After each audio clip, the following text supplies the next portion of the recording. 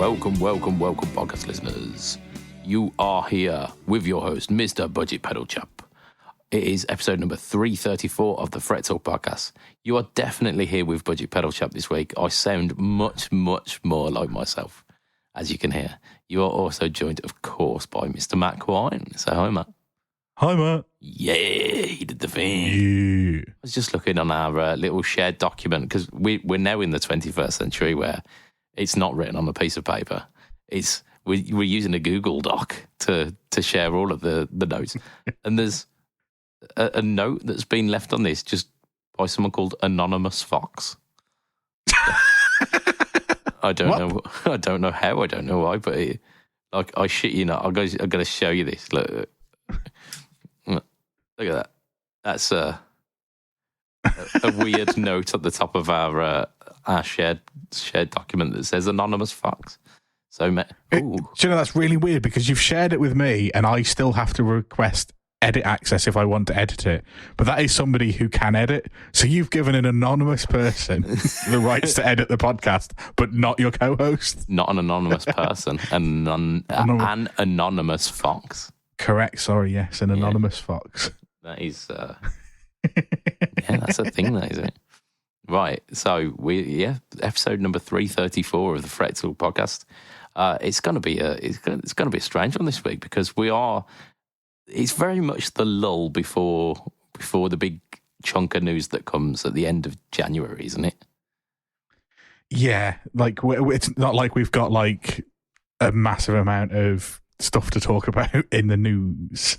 That's it. Yeah. And it's all that calm before the storm, isn't it? Because NAMM is around the corner, and even though it doesn't quite have the impact that it may have had like 5 years ago, there is definitely going to be big chunks of news dropping around that point. And then basically most companies are either going to go, let's release it just before Christmas so we get those Christmas sales, or they're going to go, wait till NAMM now. Yeah, we might as well wait till NAMM. So yeah, January is very much. I mean, it is dry January, isn't it, basically? Absolutely. A different meaning, but the same fucking thing. So before we do any of this podcastness, we're going to mention our sponsor, which is the wonderful Affordaboard. Of course, Affordaboard bring you pedals from DemonFX, JSA Effects, Mosky, Joyo, Caline, 4D, and I think recently they've started stocking Movol. I don't know how to pronounce it, but they look really cool, and I imagine that I'll probably get some on the Budget Pedal Chap channel very soon to give them a little something. Oh, I will mention something that they've done this week after I mentioned that they are a UK company with all their stock ready to ship in fantastic recyclable packaging. Check them out at affordable.co.uk, where very, very shortly you will be able to find a little collaboration between two of the companies mentioned. There are two Caline Pure Skies that are being modded by JSA Effects. And I can confirm those modifications are very, very good. They are very good. Yeah, definitely worth checking out. Did he do some Pure Skies in the past? Do I remember JSA like modding the Pure Sky? I'm pretty sure he's done that before, hasn't he? Yeah, I have the one that he had modded before. He just sent it through to me and went, yeah, there you go. You like budget pedals. There you go. I mean, he's not wrong. He's very much correct on that one. No, he's pretty much got you down to a T there. He has, yeah. And like that was my first experience trying the Pure Sky by Caline. I'm like, this is a really good pedal. I mean, it is, but it's a really, really good pedal when they're modified by JSA. So like currently, he said that he was going to do a batch of 2, but if they prove popular, there might be more drop. But getting quick, because it might be a case where he just goes, nah, I'm going to keep it as a limited thing. Yeah. But yeah, let's see. Right. the way that we usually start these podcasts is with a bit of shit news, because we're British. We don't want to overexcite ourselves too early on, do we? Nope. And I mean, like I mentioned last week, there's quite a bit of shit news, but I think the one that really takes the prize this week is some kind of pre-NAMM news. It's a bit of news hinting at some of the stuff that we might see at NAMM, especially. Bit of news that we get every year at this time of year with like 700 things in it. Yeah. So it's the Ibanez range, especially the RGs, which have been kind of touted. The reason it is our shit news, because the Ibanez RG is a very solid guitar. Like, they are... It was like my third guitar. It was the RG, and I still have that guitar, and it's still going. Like, RGs are just... They're real solid workhorses. They're not always particularly all that fancy. They're not always all that particularly exciting, but they're a little bit like a Yamaha Pacifica, is in the fact that you pick one up, you know it's going to play well. You know that like all of the setup on it is going to be absolutely crack on, and like you could pick one up off the wall and then go and gig with it that night, and it'd be fine. The RGs are like that. Yeah. But like on the flip side, not always the most exciting things, are they?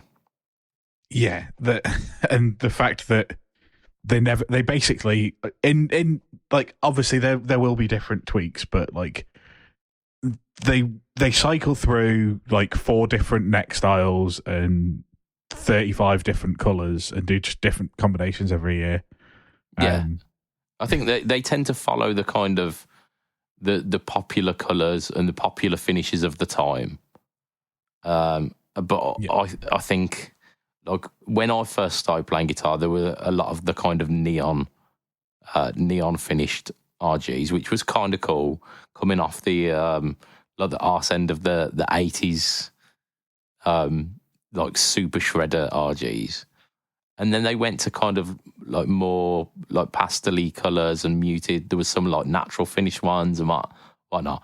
Like all kind of cool finishes. Now they're going for like these, I don't know how you'd describe it, like modern burl top with bursts and occasionally with, I don't know, how do you describe it? Like, just like modern bursts, isn't it, really? Yeah, like the same kind of finishes that Chapman have started using, and Music Man have got them in their range, and just any of those more modern brands that are like, it's not as hideous as those Gibson half done bursts. Oh Jesus, yeah, they were. Like it's that kind of thing, isn't it? Where like it's not your standard burst colours. Yeah. And the top doesn't quite look like it's not a flame maple top. It's a burled or a swirly finish, and there's 3 or 4 colours, and like it's fine, but it's that, isn't it? It's a bit boring at this point. It's been the same for about the last 5 years, hasn't it? Yeah, it's exactly that. It's fine burst, isn't it? It's basically what we're getting. Yeah. Like this, like you say, the specs are pretty much the same that they've always been. We've got, are you saying the Maranthe bodies on the standard series, which I don't even know what a Maranthe wood is. No, you order that in a bar and it comes dry or white, doesn't it? I don't know. Yeah, maybe. Your quantum humbuckers aren't a new thing, are they? Like the quantum humbuckers have been around for a couple of years. Wizard 3 profile necks, which again, like mine's got a Wizard 3 on it. They're quite nice. I like them, but really flat fretboards. Yeah, really flat fretboards, flat back on them. The S series is the really really thin ones. Like the Wizard's got a little bit of substance to it. but it has got a flat back. It's like a D shape with a flat back. They are thin necks though, and they are really flat fretboards. I think the one of the fine bursts is called Tokyo Midnight, which, I mean, it perfectly describes it, doesn't it? It's just like, those are words. We've got Blue Moon Burst as well, but they've snuck in a really, really nice one, which has annoyed me because it's really nice. They've done Seafoam. Is it Seafoam Green? They won't call it Seafoam, surely. They'll get in trouble. Maybe not. That. Well, it's the model number is RG470DX SFM. Sorry, 470 DX SFM. So DX SFM? SFM. Yeah, what are they calling it? No, apparently they are calling it Seafoam Green. I would have thought maybe like Seafoam Metallic or something, or Seafoam Marine or something like that. It looks wicked. Green begins with an M, don't you know? Green, yeah. So that one for me is the standout.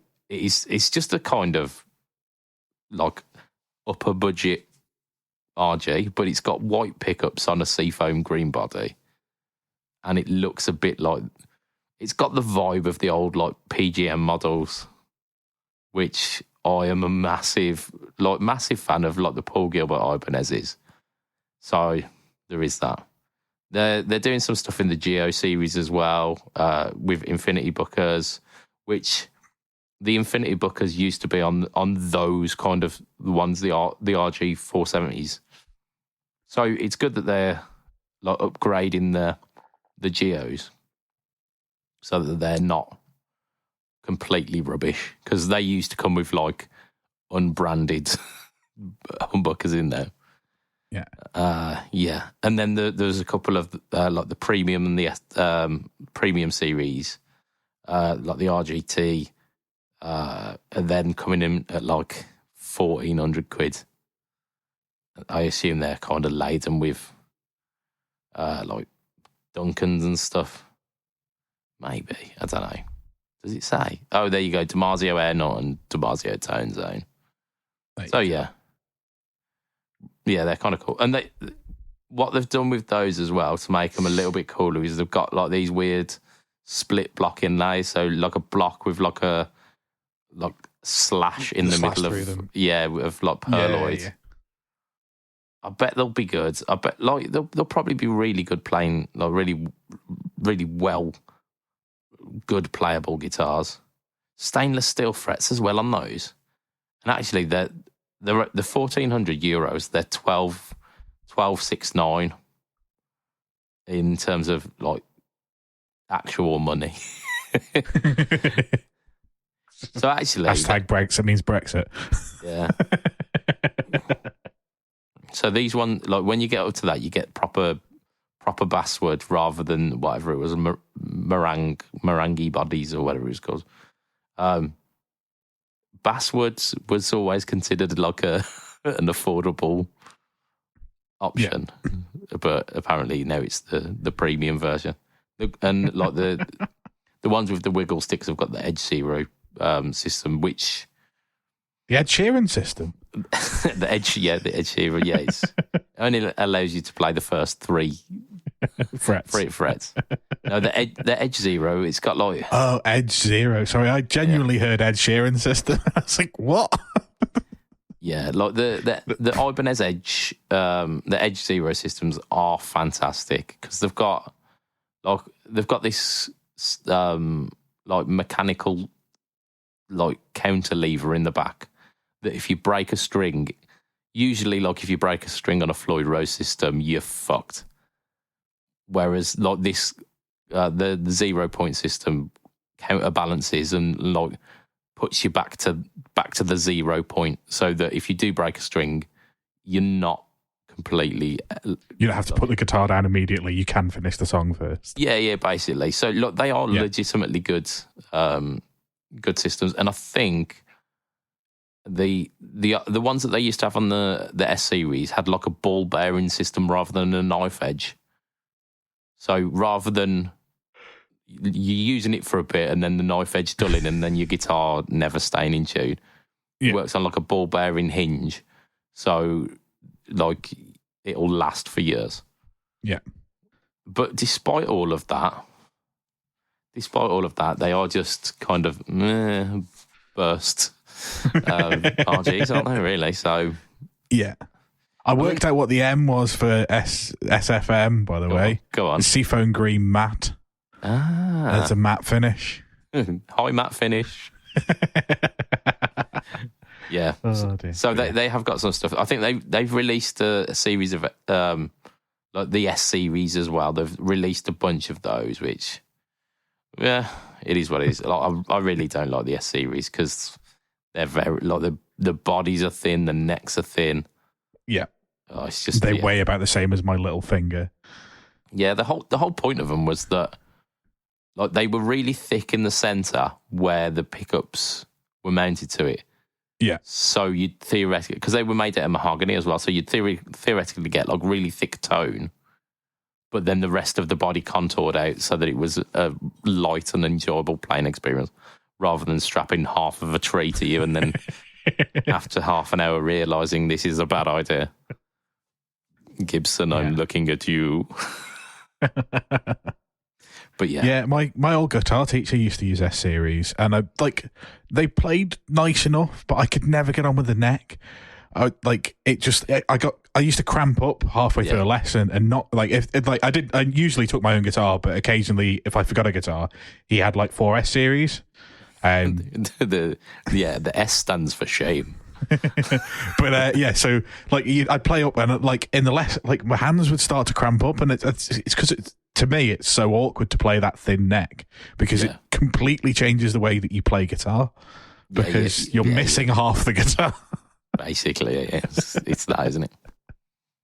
And so that's our shit news of this week. Is basically we're reporting on the RGs before they actually officially come out. Yeah, so and I bet you it'll be the same as like the last 5 years where Ibanez will have announced about 500 guitars and only about 70 of them get made, and the rest of them they quietly just don't brush bother under the with. Carpet. I'm hoping the seafoam green one doesn't get the chopping block and actually comes out. I'm not going to buy one because like don't need one. I've got enough guitars, and if I'm buying a guitar this year and finding an extra like half a meter's worth of like corner that I can squirrel it into, it sure as shit ain't going to be an Ibanez. Well, not an RG at least. Anyway, like I could feasibly justify getting an AZ or something along those lines because that's a HSS Strat. Yeah, basically. Don't you judge me, Matt. I feel like we might have talked about HSS Strats last year. For about 6 months of the year. They are still the best one. Yeah. Right. I'm gonna talk a little bit about what I've been up to this week. I'm gonna give you a one because I've done a few things. But I went on Facebook Marketplace. In fact, actually, Facebook Marketplace advertised to me. I didn't go searching for this. It just went, I think you'll like this, and I went, yeah, I probably will.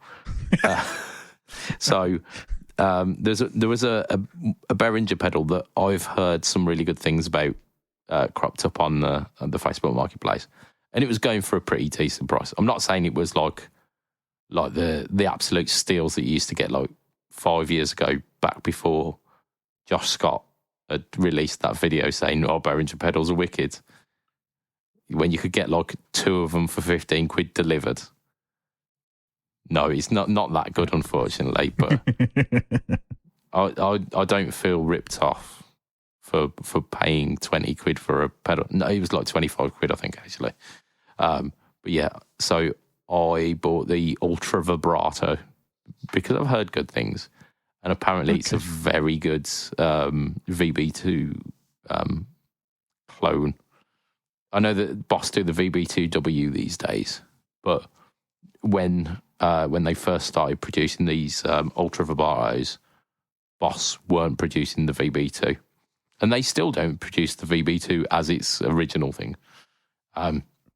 It's a vibrato pedal, so it makes some people just angry because it does what you do naturally on guitar anyway. Like, it adds vibrato to stuff, and like if you're in the habit of like adding subtle vibrato to chords and like adding like slightly wider vibrato on notes, you can make your guitar sound really bad if you don't forget to like turn that off on your hands, because you can send the pitch of your notes really out of tune or cancel out the vibrato depending on. Well, it'd be fine if you're cancelling out the vibrato. It's when you're vibratoing the vibrato in the same direction, so it's shifting the pitch up and you're also shifting the pitch up at the same time. That's when it really kind of all of a sudden you're basically playing in a different key.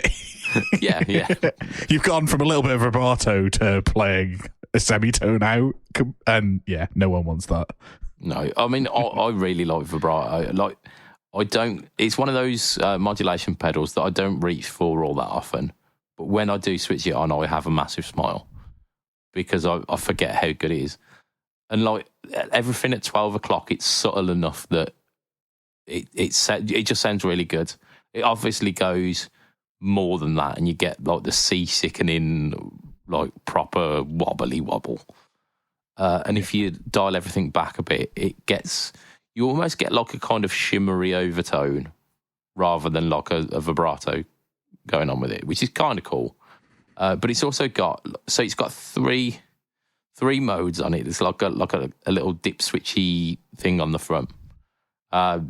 One of them is like unlatched mode, so you switch the switch and it goes on, and then you switch it and then it goes off. And then you got the latching mode where you press it and it stays on, and until you let go and then it goes off. And there's a third control on it, so you got rated depth and then this like ramp or something like that. Or I can't even remember what it's called, but it's basically like a ramp control. You turn that up, and then it delays how soon it gets to the maximum vibrato that you've set. So it's almost like a Leslie. You hit a note and then you go kind of thing. It's really cool. And then the middle mode is called bypass. I haven't figured out how this works, because it feels like you put it in bypass mode and then it just stops the pedal from switching on. So it just basically renders the pedal useless, not a pedal. Why is that a thing? I don't know. There's probably some like really awesome thing that you could do with it, where you can like turn it into a chorus pedal or something. I haven't figured out how to do it, so it is literally just stops the foot switch from working. Why is that a thing? Why is that an option on a pedal? Would you like to put this in bypass mode so that when you turn it on, it doesn't turn on? Yeah, when you turn it on, no, it doesn't. What? Yeah. What? But like the tone that comes out of it is such a cool pedal. It sounds so good. And it turns out Josh Scott was right. Like, who knew? He might be on something. But yeah, so the no torque tone for that will have been out on Friday. If I get my finger out, and this is a very big if, because it might not happen, but I'd say just watch out on the Budget Pedal Chap channel for tomorrow night, because there might be a little drop coming to as well on that. Okay. But it might also not be. It depends because I did a bit of recording this afternoon, and it like depending on whether the camera has fucked me over is basically whether or not you get this video on Tuesday. So we'll see. So, I mean, that's like a little mystery, that, isn't it? Will the camera have fucked him over? You got to wait till tomorrow to find it. So, yeah. Right, we've got a little bit more news. We've got something that we teased last week, which we mentioned it just at the end, but we're going to proper mention it. Yes, okay. I think I know what we're talking about now. So we're talking about the Xander pedal, the entire line redesign. Which, yeah. So it's, yeah. So he's done a little thing with the lineup. So the lineup used to be American Geek, Seaver, Cranium, Cafetiere, Foxton Woods, Terra Firma, Surplus Overdrive, Cyclone Fuzz, and then the bass one, the Sono bass overdrive. So that was like 9 pedals in the lineup. What he's done, first thing is he's dropped 3 of those pedals. I assume they were the least selling pedals, and he just dropped them from the thingy. So was one of them the bass one? One of them was the bass one. So the Sono bass fuzz and preamp has gone. The Cyclone fuzz has gone, and the Surplus Overdrive, which is a bit of a shame because it's definitely blues dad oriented. That one, he's stepped away from the blues dad, but Alex. He's very much not blues dad. He is, and the pedals aren't very much blues dad inspired. They've all got 7 knobs on them, and if you think of blues dad, you think of volume, gain, tone. Or yeah, just one knob is fine. Yeah, give me one sound and give me louder or quieter. I'm fine with that. Yeah, but they are very involved pedals. They've got 2 foot switches, so they tend to have your standard mode on the one side, and a boost or a second channel or a added octave kind of thing. So they're really involved pedals, and Alex has really kind of leaned into the sounds that he loves, because he's really kind of 90s, early 2000s alternative inspired. So there's stuff by the Pumpkins that he's done. He's done demos, absolutely nailing the tones for that. He's done Deftones. He loves Queens of the Stone Age, so he's done some Quatsa stuff as well. So they very much kind of lean towards that, and the redesign of these, or the slimming down of this pedal lineup points towards all that. It's cut the guff. I'm going straight to the tones that I want to play, which I love that, because it's just, he's I don't want to say he's doing his authentic self, because that makes me sound like a fucking teenager, but he's doing that, which, yeah, that phrase, but not like a fucking twin. Not in a wanky way. Yeah. Just imagine that I said it much more eloquently. But the ones that he has got left, the American Geek, which is so the American Geek is that the op amp based one? Is it? Can't remember the op amp based. I can't remember. The Seaver's the op amp. Sorry. So the American Geek will be muff based. The Seaver's the op amp muff based. You've got the Cranium, which is rap based. Cafetiere is harmonic percolator. The Foxton is obviously a Fox tone machine, and the Terra Firma is based on what's that power amp motherfucker? The Sun amp power amp. The Earthquaker. Is it? Yeah, whatever. I know what you're talking. Yeah, I can't remember. Yeah. Basically, it's based on the sound of a Sun amp, isn't it? Yeah. Yeah, so the reworkings of basically the majority of them have now gone to a more simplified control layout, because there was some kind of esoteric controls that people were getting a bit confused about, shift 1 and shift 2 on a couple of the pedals, where people were just not quite sure what they did. So a lot of them now have a 3-band EQ on bass, middle, treb, and then you've got in the middle of all of them, he continues to use the 8 selector for the diode. So you've got like asymmetrical diode. So you've got germanium, silicon, LED, asymmetrical germanium, asymmetrical silicon, asymmetrical LED, MOSFET, and then like diode lift as well. So there's like loads and loads and loads of choice basically. Yeah. Like you got all of the different like flavor enhancements of the pedals, as well as a 3-band EQ. So I think part of the reason why he's probably slimmed down the line as well is because there was probably a bit more crossover with certain pedals that were in that lineup. Now that the 3-band EQs and the 8 diode selector thingy. Yeah. So yeah, I mean it's really cool. And the one thing about the Xander pedals as well, they always have got just absolutely fantastic artwork on them.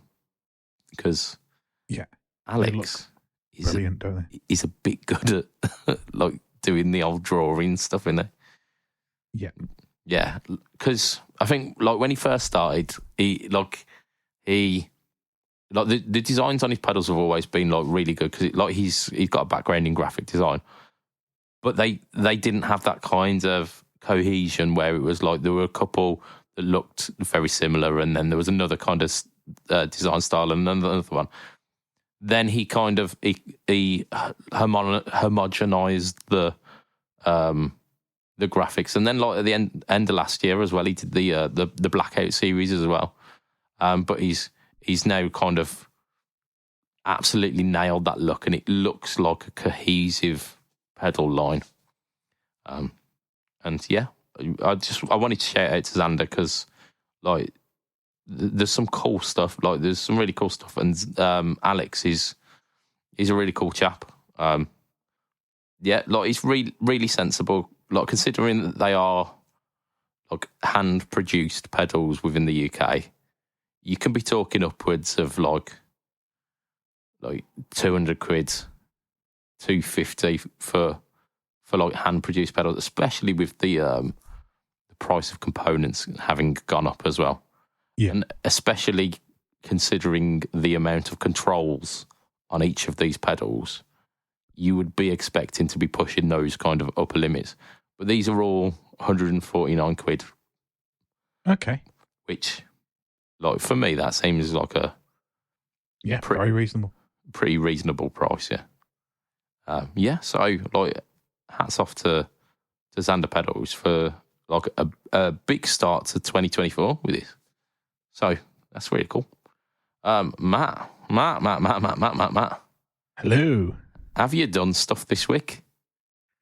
Yeah, like it's not like those weeks for like 50% of last year, or I haven't even seen a guitar.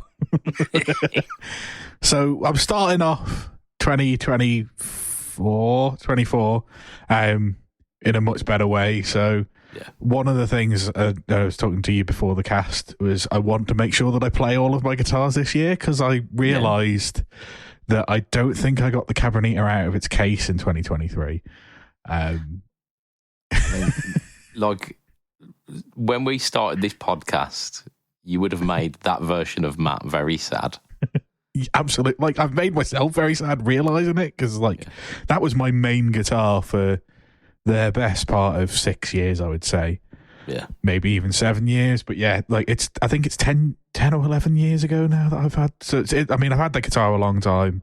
And yeah, like, I realised that I hadn't had it out of the case, so I took it out of the case. I've had to give the frets a good polish because they were tarnished and green because they hadn't seen the outside world in so long.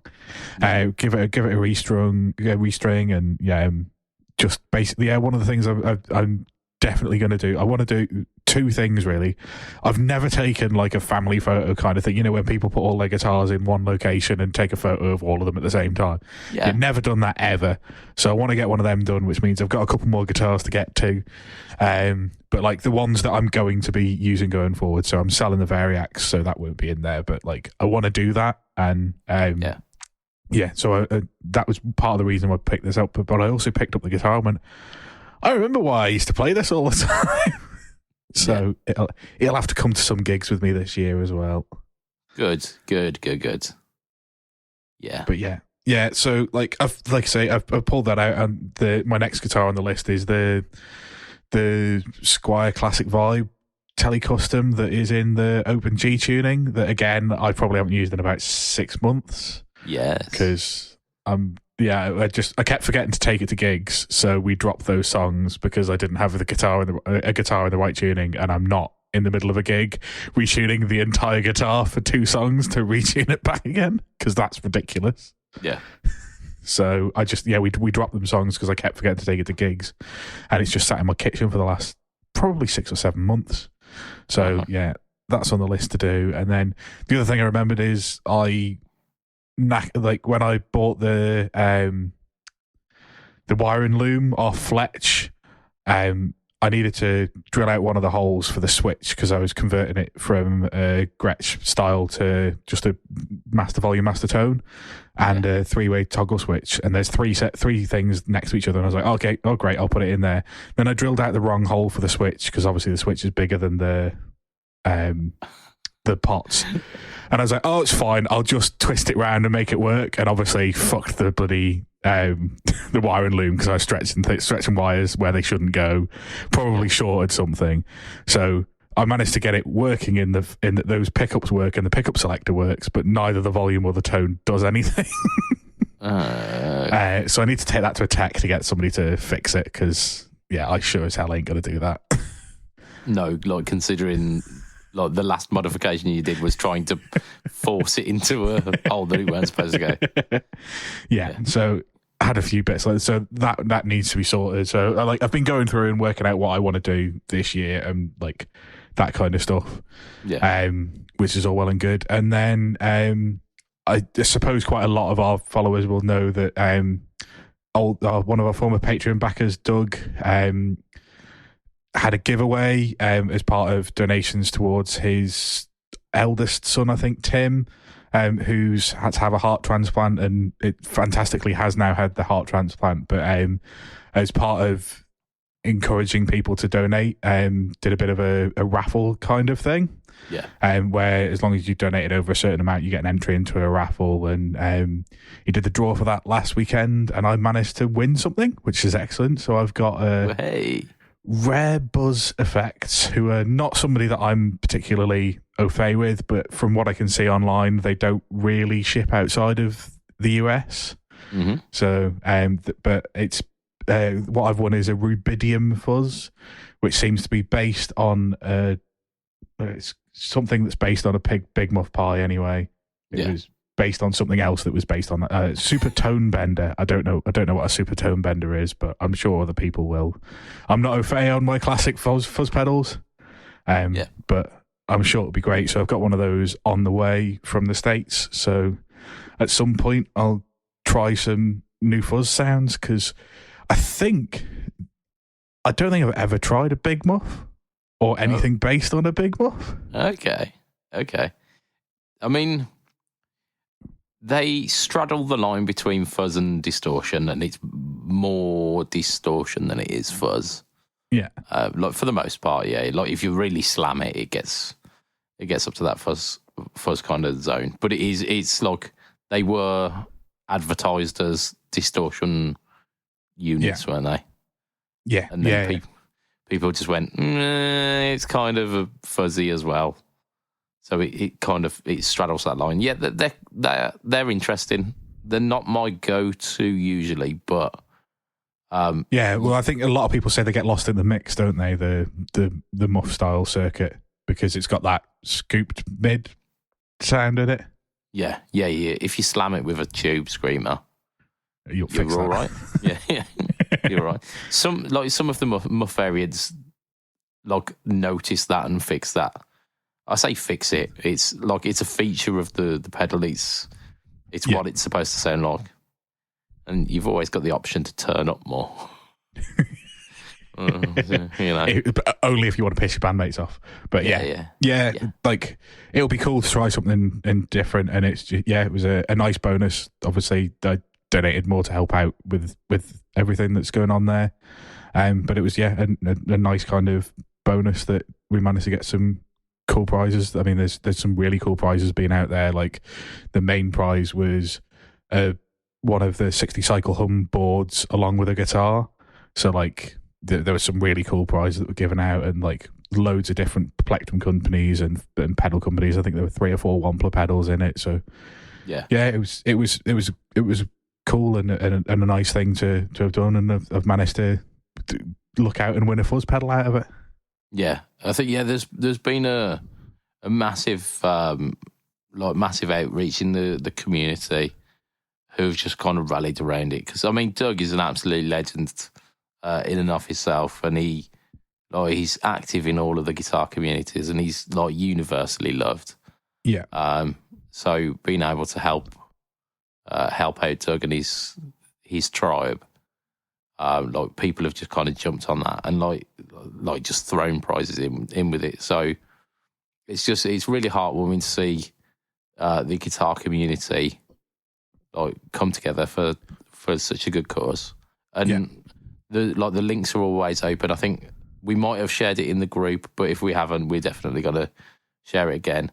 So the links are always open. It's one of these things where like even though the prizes have gone, like any donations at all will be like warmly welcomed. And it's just like all of the Christ family are just like so overwhelmed by the support. Yeah. So definitely worth kind of supporting that, because just good people. Good absolutely. People. And if we can make that struggle just slightly less of a bastard, just why not? We've got a little bit more news. What are we going to mention? Let's talk about the Tonex pedal. Well, in fact, actually, it's I was going to say Michael Media. It's not. It's IK Multimedia, not Michael Media. Who's he? That well-known company, Michael Media. Michael Media. Maybe we should start a rival to IK Multimedia called Michael Media. I don't know. We could do. Why? Yeah, just for because. Just for shits and giggles.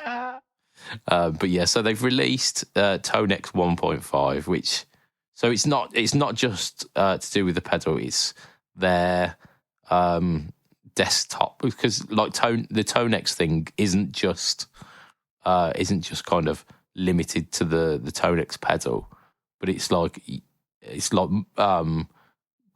desktop modeling kind of job kind of thing. OK Multimedia have been doing this for years, haven't they? Where they've got like the what was it? It weren't Amplitude, weren't it? Was it the OK Multimedia? I can't remember, but I know they've been doing it for a long time. So they've got Tonex, the Tonex pedal, but they also do like Tonex Max and stuff like that, which is like the desktop version basically. Okay. But like the 1.5 is something that you get free if you've bought a Tonex pedal. You basically get like all of these updates for free. So they've got a few things like better ways of like searching up tones on the desktop editor thing, like being able to use folders and shit, and like some like resizing options that you didn't have before, like all kind of like quality of life stuff. But there's like a revamped amp and cab selection, direct tone net integration. But then they've also basically giving you 5 new premium tone models as well. I think it mentions a little bit later on the Bogner Shiva, High Watt DR 103, the Orange OR 120, and the Engel Powerball as well. So basically getting more amps. It seems like they're quite gainy amps, actually, those ones. But like free stuff is good, isn't it?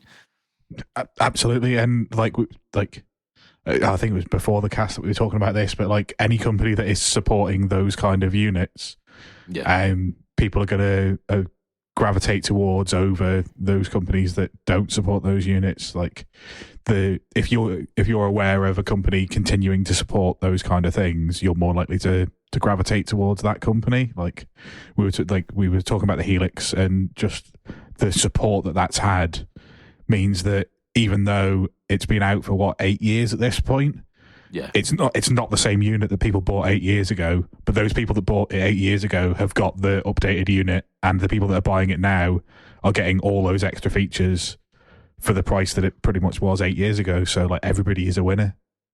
Yeah, you're not feeling shortchanged for jumping in now. You're not feeling like, oh, I've missed out on something, because you're straight up to speed with everything everyone else has got. And like you say, those people who were like early adopters and jumped straight in with it don't have an outdated product. They have exactly the same thing that's been released. Yeah.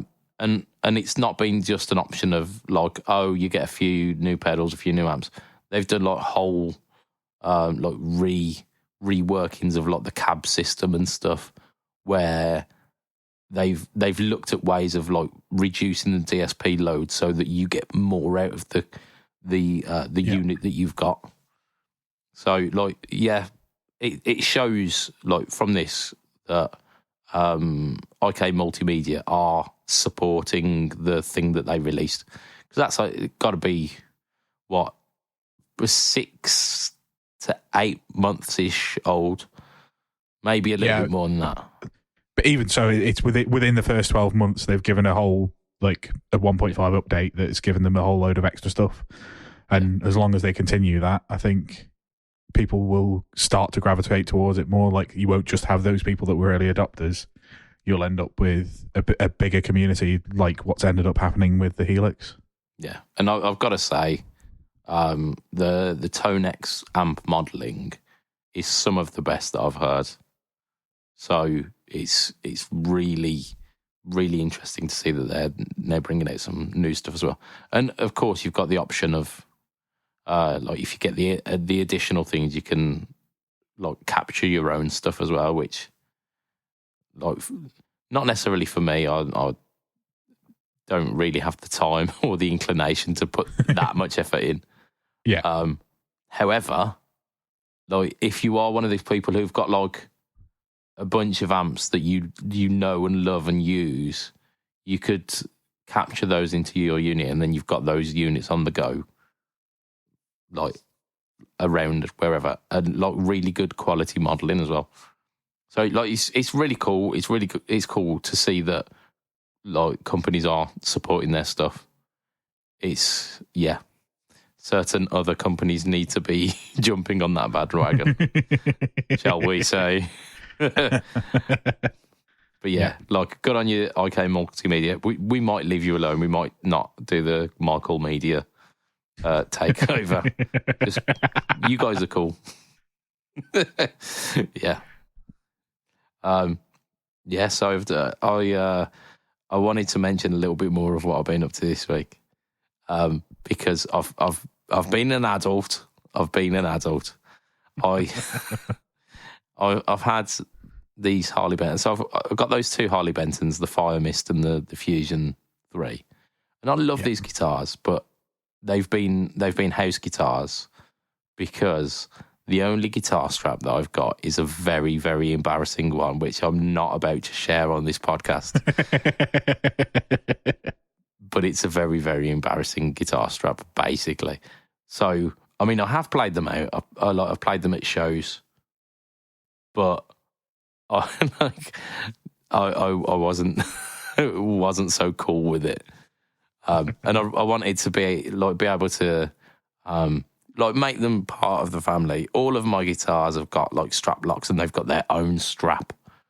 So like all of the straps are set for the perfect height for each guitar because like who shares straps amongst their guitars? They're like straps cost like 15, 20 quid. What like are you not willing to put that kind of investment into a guitar that you've put? So like all of my guitars have got straps and strap locks for them. Apart from these two Harley Bentons, I thought, you know what, it's time that I sort that out. And I buy like these really shitty faux fur guitar straps that I've been buying since I was like 15 years old. They are the guitar strap that I use. Like I very much kept to that. Like, that was my aesthetic from the get go, and that was it basically. That's what my guitars look like. And it's kind of cheesy, a little bit shitty. They're not the best guitar straps. I probably have back problems because of them.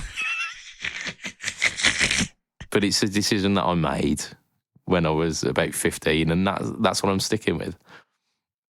There used to be guitar straps that were sold in like all of the local guitar shops, but then I found you can only buy them on eBay, and there's only like a few sellers that do them because it's a company that makes them in Liverpool, believe it or not. And they've started doing new colours. Way. So I've got a weird lime green and like a racing blue colour. And I kind of want to use the blue one for the orange because blue and orange is a look. Yeah. However, that would mean that the green guitar has a green strap. Yeah, but it's two different greens. It's two different greens. Very different greens. And that's bullshit. I don't want like matching like colours. Like even if they're not.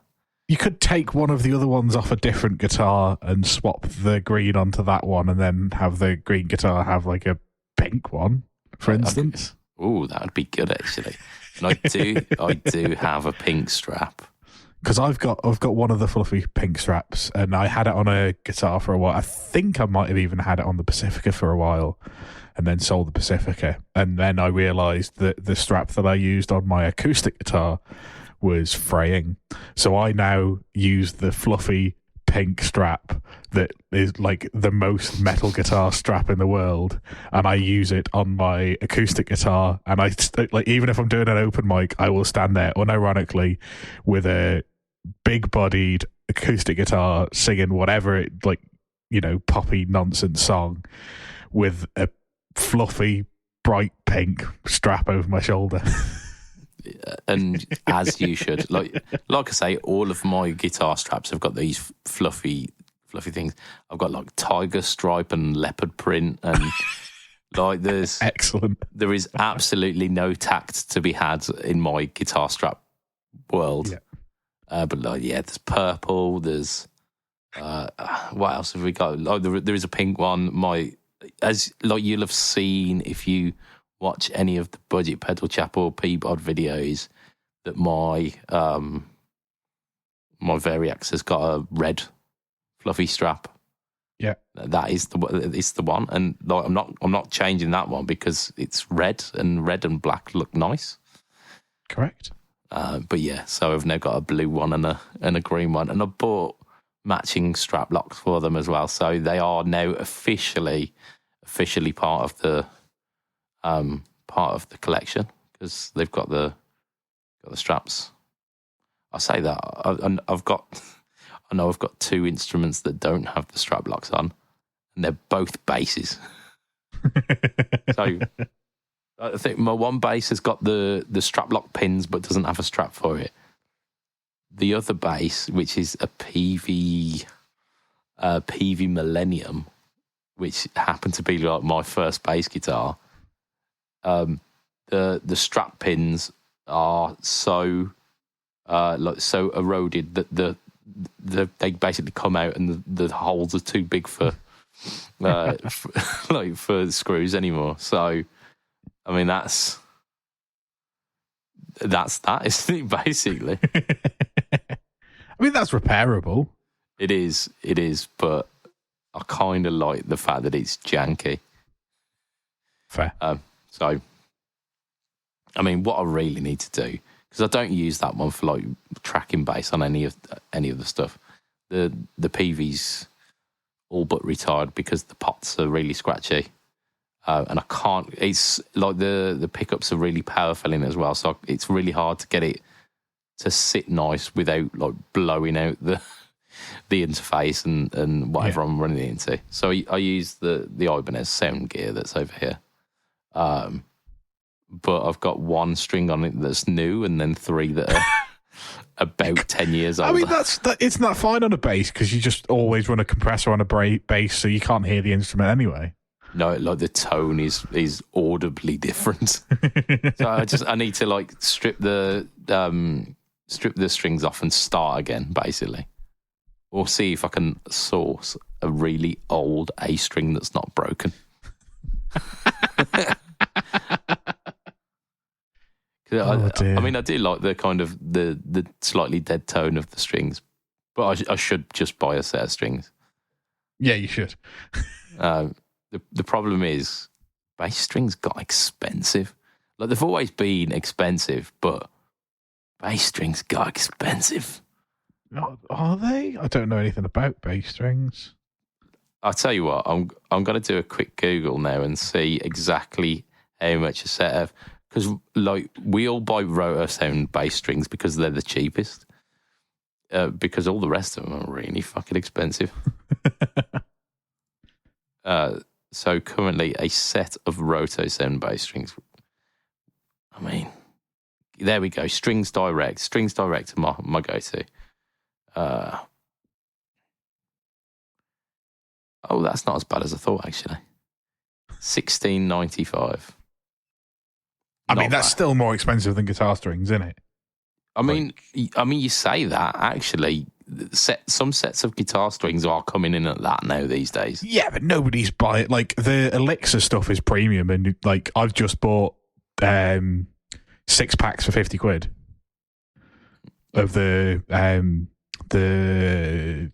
NanoWeb coated stuff. So like that's what £9 a set or whatever. Indeed. I was just looking through these, and you can get shit me Roto Sound jazz bass flat wound bass strings, $54.99. Specifically jazz, but like jazz bass flat rounds. What's the difference between a jazz bass flat round and a P bass flat round and a Rickenbacker 4003 flat round? I assume it's probably big bass. I don't know. I'm pretty sure the P bass and the jazz bass are the same scale length, aren't they? No, I'm thinking like stand-up bass, kind of. But that's not a jazz bass. It is a jazz bass, isn't it? Like it's jazz. Oh, yeah, okay, yeah. I don't know. Maybe. I don't know. We could talk to Bimpson, but his opinions on music's terrible. So yeah, it can be, can't it? But there we go. Like $16.79. I think it's probably worth me doing that. Although it says here they're not in stock. So what's the next cheapest one? $28.99 for swing bass nickel. That is a step. That is a step up. Well, I might just wait for them to come back in stock. Yeah, I think I would. Yeah, I think I can reasonably settle for like a £20. If I do that once every decade, I'm okay with that. Yeah. Because at least they'll then wear evenly, won't they? Yeah. Probably have the first maybe like 3 or 4 tracks that I play with it being insanely bright. Ugh. Ugh. No one wants that, do they? No one wants that. That'd be fine. I mean, knowing you'll restring the bass, forget that it exists, do some Variax bass on the next like 9 tracks, and then 2 years down the line, the strings will have just deadened over time just to exposure to the air. Yeah, to the sweet spots. yeah, I'm cool with that. Right, we're going to wrap up our last little bit of news. I think it's very important that we mention this one because it's not actual news. It might be actual news. I might just be shitting you here. So Gibson, they've not actually released anything just yet, have they? But basically, there's talk of the fact that Gibson are now bringing out the Gibson amp range again. So, like, Gibson amps were a thing, and then they were not a thing for a while. Then Gibson overtook Mesa Boogie. They bought Mesa Boogie about 2 years ago. Yeah. And now there's some, like, artsy photos of amplifiers that have got Gibson written on it. Yeah. So yeah. From what it looks like is we're talking the Gibson Falcon amp is what looks like it's going to be. We've got like some, I don't know what that necessarily means. I don't care. But yeah, so like if Mesa are behind some of this, like, yeah, it could be good because those guys, the guys at Mesa, they know what they're doing. Yeah, but they make all of their cabs out of concrete. They are the heaviest things in the universe. They are, but that's where the tone lives. Yeah, I guess. Like, I don't profess to know anything about the old, was it 60s that Gibson made amps for a little while? Yeah, I think. Yeah, like old school, yeah. But, like, I don't profess to know anything about them, but is anybody crying out for a Gibson amplifier? Is anybody going, oh, do you know what I really need is a reissue of some really old amps that nobody's using, and nobody could name anybody who used one in the studio? I bet I know someone who's got one. Well, know of someone who's got one. His name rhymes with Schmo on a Fassa. Yeah, but I mean, just because he owns one doesn't mean he's ever used it.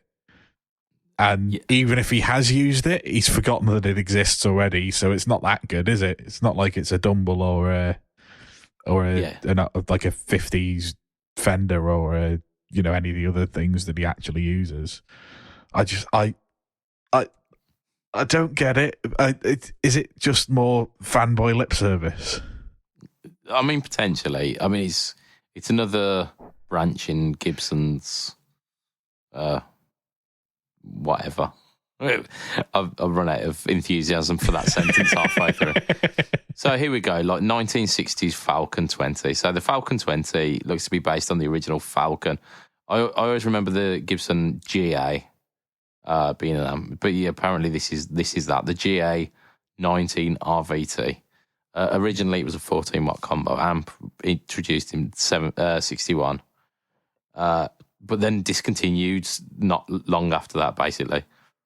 So didn't have a massive run as is. Tube driven, had some odd specifications. It had six V6 power tubes, but then had 6 EU7 preamp tubes and a 7119 tube for the reverb, and came with a Jensen 12-inch speaker. So, like, really strange choice of tubes. But if we've got a Jensen speaker, are we talking kind of Fendery voice? Yeah, but 6V6 power tube. I don't know. I couldn't even hazard a guess at what this is going to sound like. Maybe it's intriguing enough that we should look into it a little bit more when they release. Yeah, well, I imagine it's going to be a NAMM release, isn't it? Like, it's being leaked. Like, Gibson put it on their own Instagram page with the photo of the Gibson Falcon, like, logo on the in the corner of an amp. So I imagine it is, getting people hyped in time for NAMM. But listen to it and maybe it'll be fine. But it's made by Best of Boogie, so it's going to be $5,000. Yeah. Oh yeah, it will be. I mean, it looks like they've done it quite good, because they've got what looks like some power scaling, and it's got full, half, and then low. So it looks like it's got 3 different versions of power scaling on it, which if you've got a combo amp, like let's face it, the reason why you're buying a combo amp is because half stacks aren't viable anymore because your back's hurting and you want to be able to take the combo into the rehearsal or into the gig. You don't want that kind of pressure being put on you. It looks like it's quite a simple amp though. It's got a frequency knob, so I assume that's like tone, and then I assume it'll have a volume. Really simple. Interesting. I mean, we'll have to see what comes out of it. Yep. But yeah, maybe like potentially some NAMM fodder. Cool. Right. I think we're about time. That's okay. Yeah. So we're gonna wrap it up. We did have a little bit more news, but we'll talk about that next week. What we are going to do, though, is we're going to extend a thank you to our sponsor. We're going to extend a thank you to affordable.co.uk, your one-stop shop for budget pedals, for your budget pedal needs. Go check them out at affordable.co.uk. I'm going to extend a thank you to you, the listener, for making it this far, because we talk nonsense weekly, and you're the reason why we do this. So thank you. It's not me blaming you. This is you're responsible for this nonsense. Yeah, maybe like a 70-30 kind of thing. Yeah. But mainly the thanks. And then, of course, we're going to extend a thank you to our Patreon backers for as little as $2 a month. $2 a month is barely a thing. Like, you would not miss if you had $2 just slip out of your pocket. And just like, if you had $2 that went missing, you'd be like, oh, well, so why not make it go missing towards us? And to support the podcast, you also get an extra little poddy pod, usually every week. Most weeks, yeah, like we've been pretty consistent with it. Yeah, it's like 20 minutes, half hour, even sometimes kind of rivaling the size of the regular podcast. I was going to say, we've had a few that have been like 45-minute plus. We have. But like that's the fun of the Patreon, is just the like how much bullshit they're going to talk this week. And we do get a little rowdier on the page, because we're behind a paywall, so we feel safe. So if you want to be part of that, $2 a month, patreon.com/FretTalk, and our Patreon backers are as follows. We've got Mr. Adam Yeomans of Chef Tone Effects. We've got Mr. Andrew Bimpson of The Rising of the Lights. We've got Mr. Hugh Erection, Mike Oxlong, and Gary Goldencock, the trifecta of Erector. We've got Mr. Ben Fletcher of Fletcher Pickups. We've got indeed, yeah. He's the unofficial third trifecta of Erector. Can I say that? I just did. We've got Mr. Brian Gower of the Tone Jerks podcast, of the Second Button podcast, and the Just Surprise. No, I've done that one. He's on the Just Surprise Me so much that he's on that twice. He's the A-Train one, Off the Rails with A-Train. We've got Mr. Diabetes Foot, and we've got Mr. Jason Wharton of Pedalboards of Doom, and Jason Wharton at YouTube. He released a video today, which I've yet to catch, about like his top songs of 2023, or like top albums or something. I kind of want to watch that, so I might do that after this. Yeah, we got a little bit of time. I think it will. Yeah, cool. If you want to catch me online, I am Mr. BudgetPedalChap. You find me Instagram, Facebook, YouTube, and Threads /BudgetPedalChap. Matt, where can we find you? I am at Twitter, Instagram, and Threads at @heel_MattQ, or just the Facebook group is the easiest place. Yeah. I mean, we've had some good interactions in that Facebook group over the past couple of weeks. I'm loving it. Keep that coming. Absolutely. Yeah, so from myself, Mr. BudgetPedalChap, from Mr. Matt Quine. Say bye, Matt. Bye, Matt. Well, hey, it will be a tatty bye. And good night for this week. Rabbit. Bye. Bye. Goodbye. Bye, everybody.